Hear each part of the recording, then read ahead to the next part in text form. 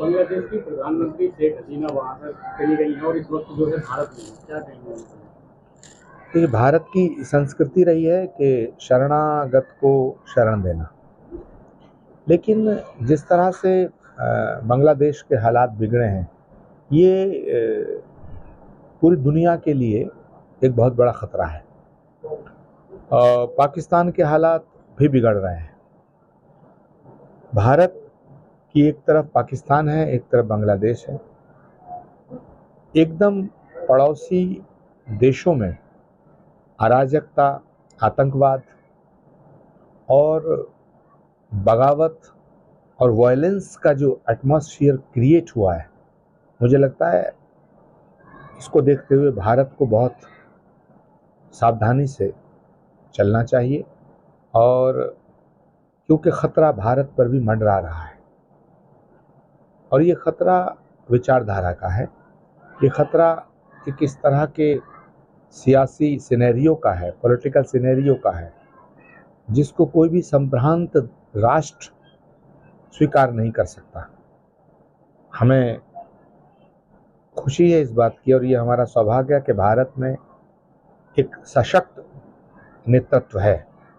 नरेंद्र मोदी जी के रूप में, भारत के प्रधानमंत्री के रूप में एक सशक्त, समझदार और समर्थ नेतृत्व है।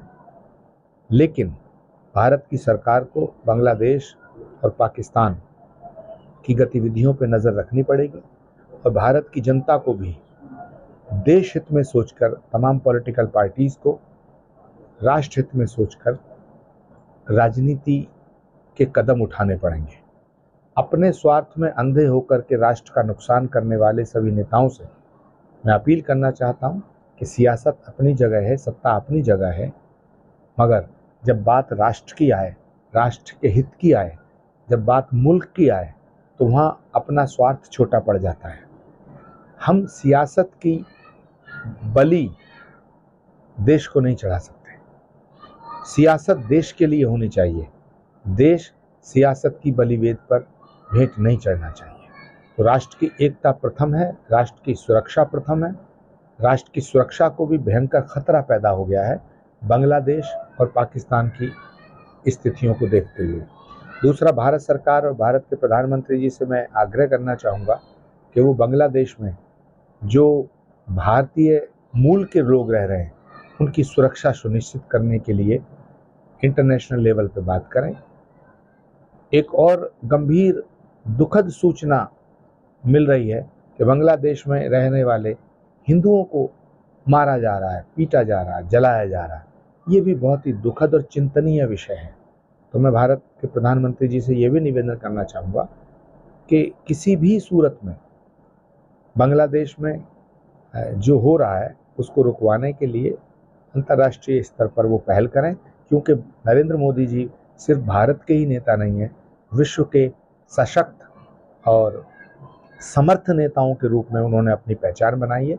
इसलिए पूरी दुनिया को नरेंद्र मोदी जी से अपेक्षा है कि वो बांग्लादेश में जो हो रहा है इस घटनाक्रम पर नज़र भी बनाए रखेंगे और वहाँ की समस्याओं को, वहाँ इंसानियत के नाते और अंतर्राष्ट्रीय संबंधों के नाते उसको, उस समस्या को सुलझाने के लिए कोई ना कोई ठोस फैसला लेंगे।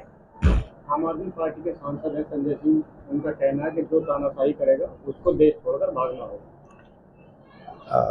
फैसला, सवाल इस बात का है कि तानाशाही कौन कर रहा है?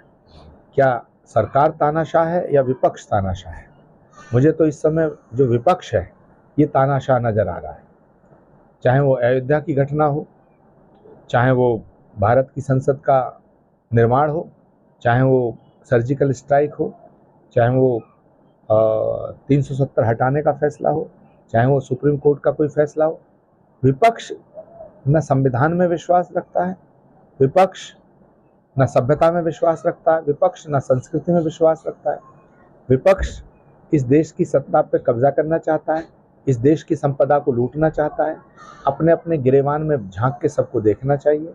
सरकारें सबने चलाई हैं, कल पंडित नेहरू जी से लेकर के डॉक्टर मनमोहन सिंह जी तक और आज नरेंद्र मोदी जी का कार्यकाल, इस सब की समीक्षा अगर निष्पक्ष तरीके से की जाए तो निसंदेह मैं कह सकता हूँ कि आज भारत विश्व के स्तर पर जिस तरह भारत का गौरव बढ़ाने का काम नरेंद्र मोदी ने किया है, उससे हर एक भारतवासी को खुश होना चाहिए। मगर अफसोस की बात यह है कि विपक्ष सरकार से दूर होने के बाद सरकार की नीतियों की आलोचना करने की बजाय नरेंद्र मोदी से नफरत करना शुरू कर दिया है।